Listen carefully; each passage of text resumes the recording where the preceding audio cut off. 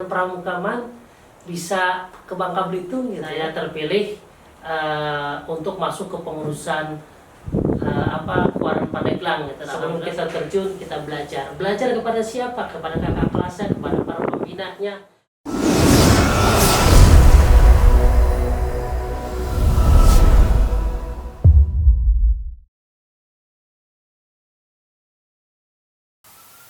Assalamualaikum warahmatullahi wabarakatuh. Salam Pramuka. Salam. Welcome to Sabaruskut. Baik, di video kali ini saya Meifa Herawati dari Ambalan Kiai Haji Agus Salim dan Rohana Kudus akan membahas materi mengenai survival.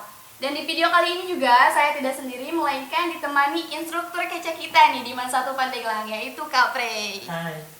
Apa kabar Kak Prey? Alhamdulillah baik. Alhamdulillah. Kak Prey juga merupakan seorang pengajar di salah satu sekolah, jadi beliau banyak kegiatan ya Kak ya? Alhamdulillah. Alhamdulillah. Jadi beliau juga merupakan orang sibuk ya. Baik, sebelum kita berlanjut ke pembicaraan selanjutnya, di sini saya akan memperkenalkan data diri tamu kita pada video kali ini. Nama Kak Supriyadi, biasa disebut Kak Prey. Apa betul Kak Prey? Betul sekali. Alhamdulillah baik. Tempat tanggal lahir tanggal 25 September 1988. Alamat Cikoromoy, Desa Kadubumbang. Pengalaman organisasi, pengurus Dewan Ambalan. Ngomong-ngomong nih Kak, kan di sini ditulisnya pengurus Dewan Ambalan doang ya Kak ya. Kakak emang Kakak pengurus Dewan Ambalan mana nih? Alhamdulillah, sebelumnya saya ucapkan terima kasih. Saya dulu ambalan di Pondok Pesantren Turus, ialah MA Turus. Jadi di sana saya menjadi pengurus Dewan Ambalan.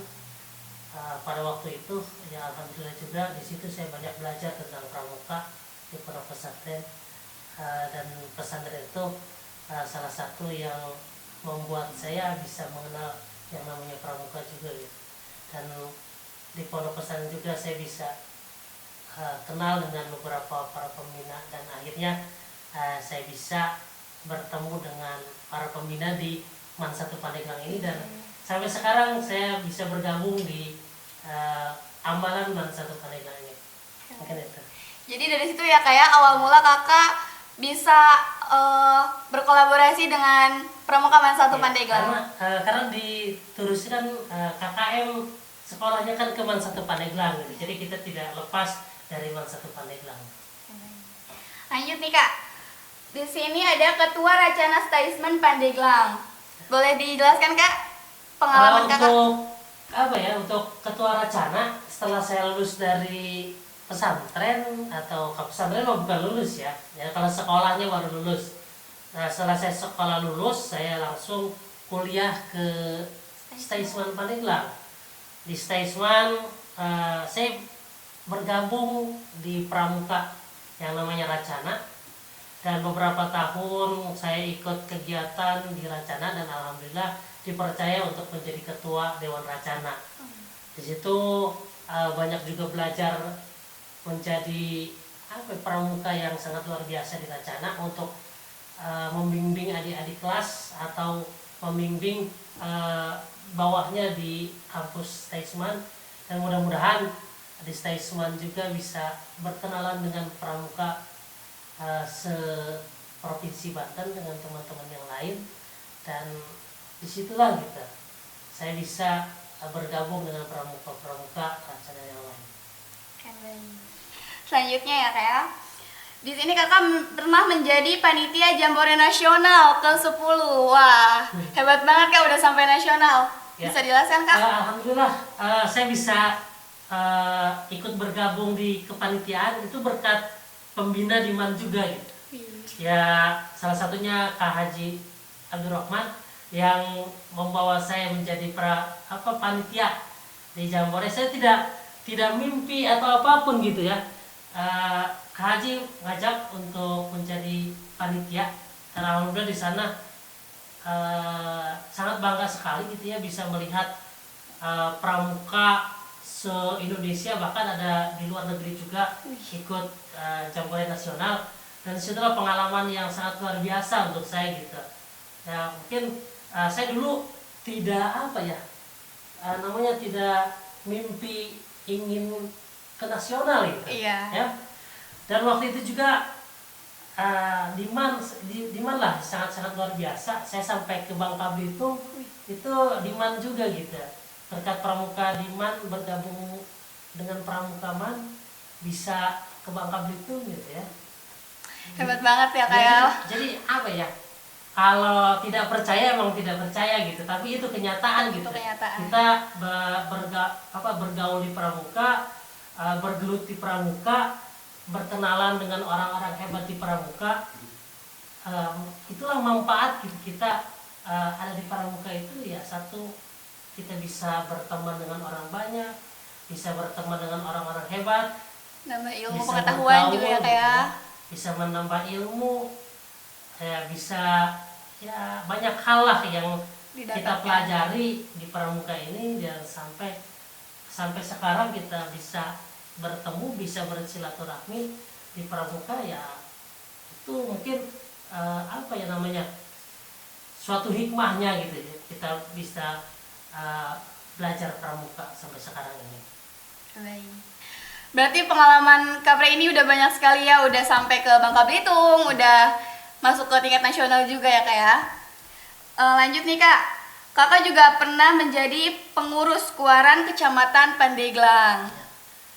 Karena yang namanya di sekolah ya, karena saya ngajar di SMP 3 Pandeglang, di situ yang namanya pembina ya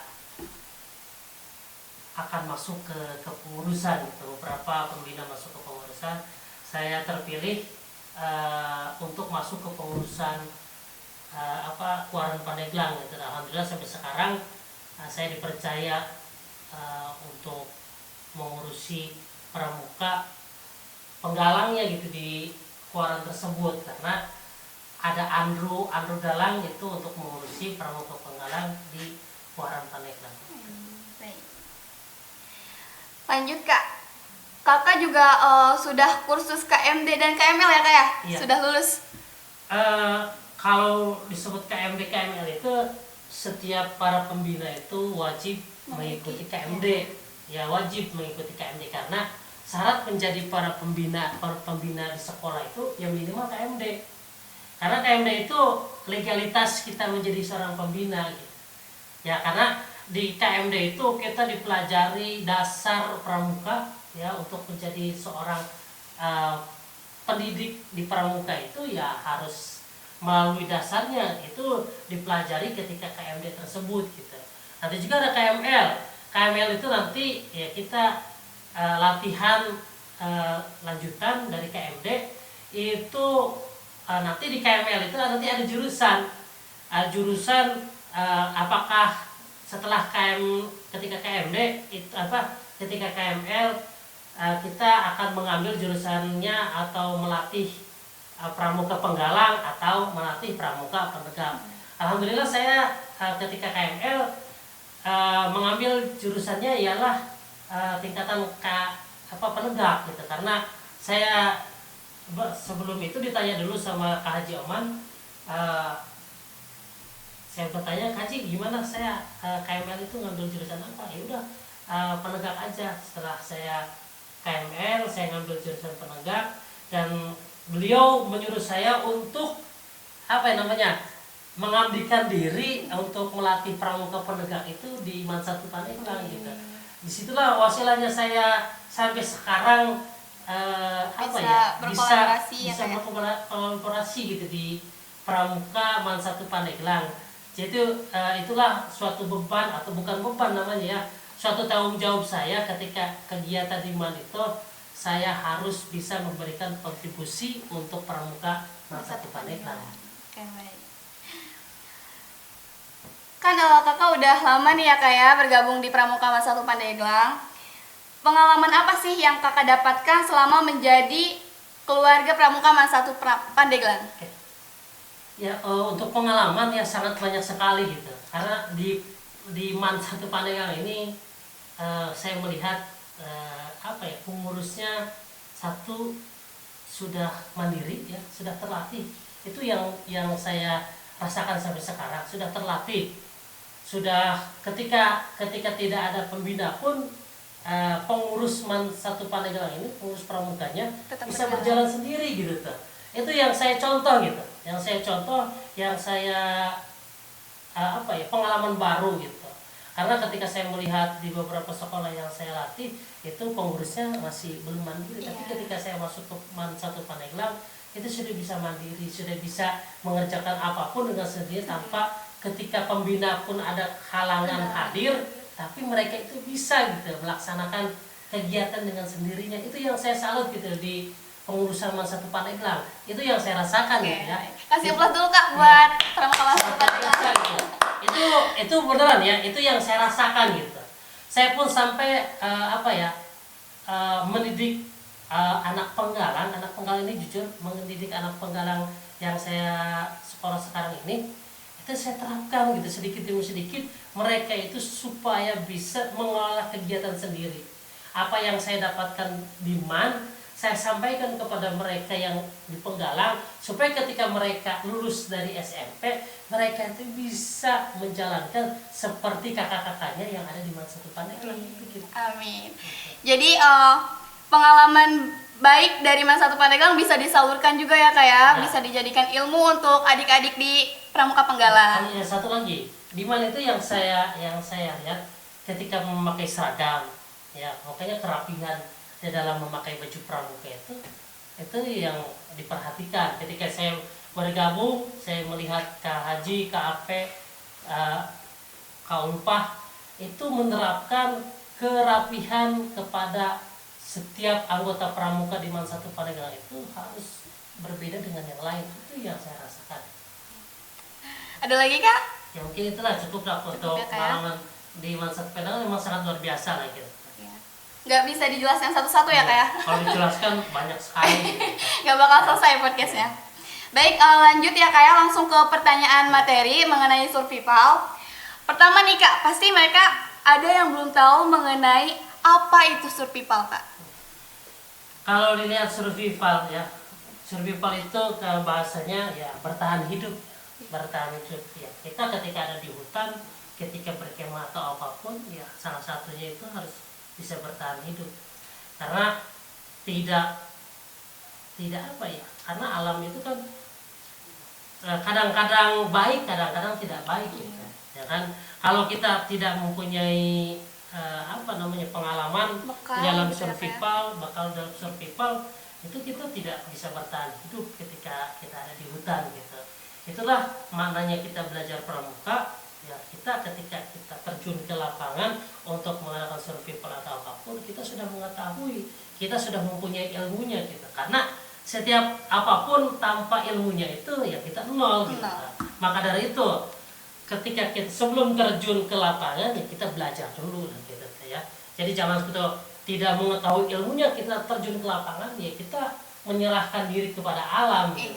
Menyerahkan diri kepada binatang buas gitu. Jadi intinya di dalam survival itu ya satu bertahan hidup, ya kita harus mengetahui ilmu dalam survival tersebut. Kalau kita mengetahui ilmunya ya itu nanti kesananya itu enak gitu ya, tidak khawatir lah ya, tidak kita bisa menentukan ini bisa diminum lah, ini bisa dimakan, ini untuk tempat tidurnya seperti apa. Tidak hanya kita ketika berkemah menggunakan tenda, ketika kita tidak buat tenda atau apapun ya kan. Yang namanya survival kan kita ketika makan atau apapun jangan asal makan ketika di hutan. Ya. Karena kalau kita makan asal aja di hutan, dia takut makanan tersebut beracun. Ya, karena kita juga yang bahaya ke dalam diri kita. Maka dari itu saya harapkan kepada semuanya untuk satu Pandeglang ya, adik-adiknya, sebelum kita terjun kita belajar kepada siapa? Kepada kakak kelasnya, kepada para pembinanya, untuk mengetahui yang namanya ilmu pramuka, ilmu survival, dan yang lain-lainnya kita belajar dulu. Ya kalau dilihat survival itu ya semuanya sudah mengetahui lah yang namanya bahasa survival itu bertahan hidup. Tapi bertahan hidup itu seperti apa yang harus kita dahulukan gitu.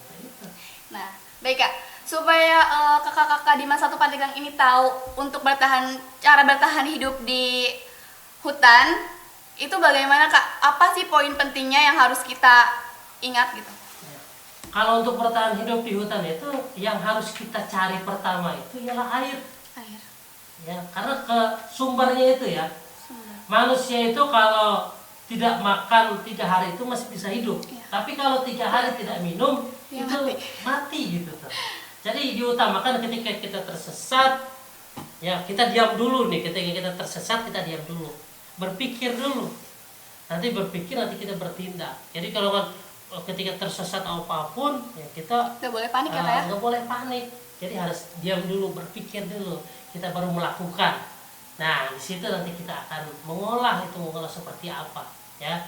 Jadi ketika yang harus dicari itu yang pertama sumber mata air. Cari air yang mengalir. Kalau air yang mengalir itu, ya itu tidak akan beracun. Tapi kalau air yang danau kecil ya, itu ditakutkan beracun. Takut ketika danau kecil itu sudah diminum oleh hewan yang najis atau apapun gitu. Yang kecil kita minum. Diutamakan ketika kita tersesat atau apapun, ya survival itu kita mencari air yang mengalir. Itu untuk kehidupan kita itu bisa langsung diminum, apalagi air terjun. Ya. Air terjun itu sangat bersih sekali, itu bisa langsung kita minum gitu. Itu untuk bertahan hidup ya. Utamakan untuk survival itu pertama ketika kita tersesat, satu kita harus mencari air untuk bekal Bertahan kita hidup. ketika bertahan hidup. Itu saja. Baik. Jadi poin pentingnya itu kita di saat kita tersesat kita harus berpikir sebelum bertindak ya Kak ya? Nah, itu. Oke baik. Lanjut Kak. Apa saja sih Kak yang harus kita siapkan ketika kita hendak melakukan survival? Yang harus kita siapkan itu ya yang pertama perlengkapan ya. Itu harus perlengkapan karena kita belajar survival itu bukan kita orang yang atau tentara atau apapun ya. Karena kita harus mempersiapkan hal persiapan survival itu yang pertama ya tentunya kita harus kompas ya. Kompas itu nomor 1 karena untuk menentukan arah mata angin. Untuk menentukan kalau menentukan barat dengan timur sudah mengetahui, tapi kita juga harus mengetahuinya karena walaupun kita berada di hutan atau apapun ya, satu itu kita tidak boleh yang namanya meninggalkan kewajiban kita sebagai umat muslim ya. Karena walaupun kita anak pramuka, ya anak suka pramuka atau tersesat di hutan ya namanya ibadah ya. Iya. Itu harus dilaksanakan gitu. Atau kita tersesat tapi kita tidak melakukan sholat atau apapun gitu. Mungkin itu kompas harus gitu karena untuk menentukan arah barat. Pisau ya itu harus karena ketika kita untuk mengolah makanan kan harus punya pisau gitu ya. Korek api ya, atau bahan-bahan yang lain gitu ya. Flashlight gitu untuk berteduh kita karena ya untuk survival ya itulah karena kalau kita tidak mempersiapkan ya kita menyiksa diri juga gitu. Karena ini untuk mempersiapkan survival ya ada juga gitu ya ketika survival itu tidak hanya dibekali pisau korek api dengan garam sudah ya, kebanyakan seperti itu kalau orang-orang yang sangat luar biasa itu. Kalau anak-anak pramuka ya kita masih belajar dengan survival ya kita harus mempersiapkan diri. Jangan kita mempersiapkan tapi kita banyak hal-hal yang kita tidak mengetahui. Ya makanan-makanan yang harus kita makan juga kita harus mengetahui. Ya, harus ada ilmunya ya kayak. Harus ada ilmunya. Jangan kita ini yang beracun tapi kita makan. Tapi ubi-ubian kita tidak makan gitu. Karena kita tidak mengetahui, tapi kalau kita sudah belajar ilmunya, sudah mempunyai pengalaman, diberikan pengalaman yang diberikan oleh para pembinanya, ketika kita belajar survival, kita sudah mengetahui, kita sudah bisa mengaplikasikannya ilmu yang didapat dari pembina kita aplikasikannya. Jadi kita bisa bertahan hidup 1, 2, 3, 1 minggu, 2 minggu kita bisa hidup di hutan. Itu yang harus kita lakukan gitu ya. Jangan kita tidak mengetahui ilmunya, berani-berani survival datang ke sana kita bunuh diri. Iya. Baik Kak, kan kebanyakan orang ada yang kehilangan kompas, namun mereka nggak tahu Kak cara gimana menentukan arah mata angin. Nah gimana tuh Kak? Menentukan arah mata angin itu ya kalau hutan ya, kalau hutan lebat mah kan jarang tersinar matahari kan. Tapi kalau biasa-biasa saja mah ketika pagi pasti ketahuan, oh itu matahari dari timur, ini dari barat, ya kan. Tapi kalau untuk di hutan itu kita bisa melihat pohon yang besar, ya. Kalau pohon yang ada lumutnya itu ialah berada di timur.